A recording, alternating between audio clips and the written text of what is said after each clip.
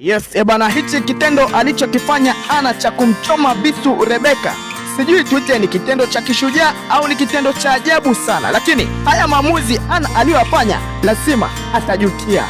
Lakini huu nyanyasaji anaofanya Aunty Zai kwa Eva na kutaka kabisa kumfukuza hapa ndani kwa Profesa ni kitendo pia cha kinyanyasaji sana, ambacho siku moja huenda kawa Aunty Zai akakijutia pia. Huku Profesa anatamani sana kuileta familia yake kwa pamoja na kuwaambia kuwa hivi ndivyo mnavyotakiwa kujuana nyinyi kama familia. Sasa pale tulipoishia katika episode iliyopita ndipo tunapoanzia leo. Twende zetu nyumbani kwa Profesa. Eva huyu hapa amekaa na rafiki yake Juma wakiwa na discuss mawili matatu. Sasa Eva anasema Naira na Frankie wako karibu sana Juma, zaidi kuliko hata kawaida.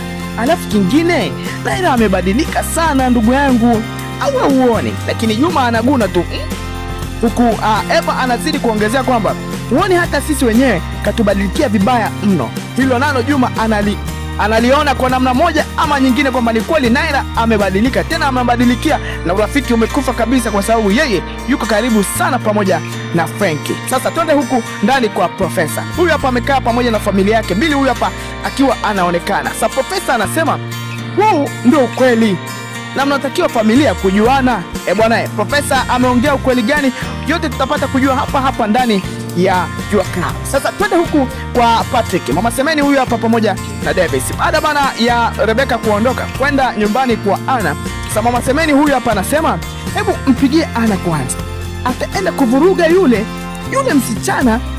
Ana maana kabisa. Bwana, huyu msichana anayesemewa hapa ni Rebeka, ambaye ameamua kuchukua maamuzi ya kwenda nyumbani kwa Ana kufanya anachojua yeye. Sijui ameenda kufanya kitu gani. Sasa turudi kwa Profesa. Aunty Zai huyu hapa bana anamwona Eva akiwa na randaranda tu humu ndani. Sasa Aunty Zai hampendi kabisa Eva na hataki kabisa kumwona huku ndani, kwa sababu tu Eva ana date na Billy ambaye ni kijana wake. Sasa Aunty Zai anamwambia Eva, muda wote huo bado tu upo humu ndani, hutaki kuondoka kabisa. Bwana, matamanio ya Aunty Zai ni kumwona Eva akiwa anaondoka kwenye hii nyumba, hataki kumwona kabisa.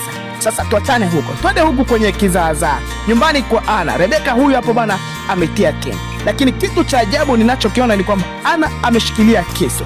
Rebeka amechoka, yuko hoi. Hapa ni kwamba amechezea kipigo mbaya mbovu, ameingia kwenye moto ambao sio wa kawaida kabisa, moto wa mapenzi. Sasa Ana akiwa ameshikilia kisu anamshika vizuri Rebeka kama anachinja kuku vile.